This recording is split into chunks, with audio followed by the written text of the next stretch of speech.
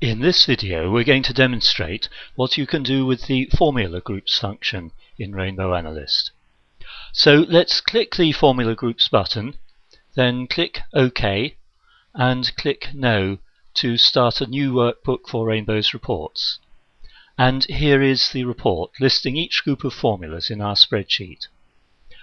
And we can see already that there is something odd in row 11, where D11 has a slightly different formula from E11 and the rest of the row. So let's click the hyperlink to go straight to cell D11 in our spreadsheet. Here we can see that D11 has a different color from the rest of the row. And if you watched our dependency map video, you'll know that this is the cell that was causing D9 to appear as a blank input. The reason for this is that to be consistent with the rest of the row, the formula in cell D11 should refer to C10 rather than D9. So we have already spotted one error, and if we scroll down, we can see some more inconsistencies along row 24. This formula in C24 quite reasonably calculates advertising revenue as average customer base times revenue per customer. But in D24, the formula changes, and for no apparent reason the result is multiplied by 0.6. Clearly this needs investigating.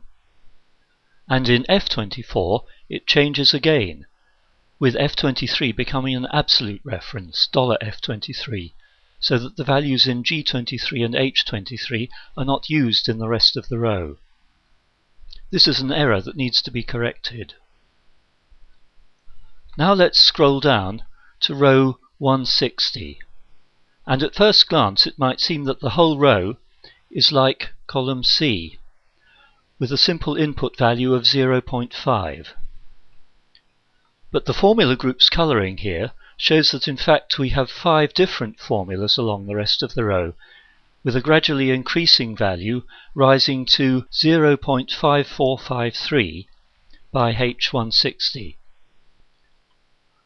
And finally, let's look at row 170. Most of the formulas in this row are simply copying the value from the preceding cell. But column E is a different colour, and this is because it contains a hard-coded adjustment to increase the value from 2 to 3. This may not be an error, but it is clearly bad practice that needs to be corrected. So we've been able to spot a number of problems and errors just by looking for obvious inconsistencies in the pattern of the formula group's colours in our spreadsheet. And now let's press Alt plus Tab to return to the formula groups report. This report is especially useful if we want to do a systematic audit of every formula in the spreadsheet, ticking off each one as checked in column G. And we can see that Rainbow has found 88 groups of formulas, whereas if we were to check every calculation, we would need to check 407 individual cells. In other words, more than 4 times the number. So in this video we have seen how the formula groups function can dramatically reduce the time and effort involved in the systematic audit of spreadsheet logic.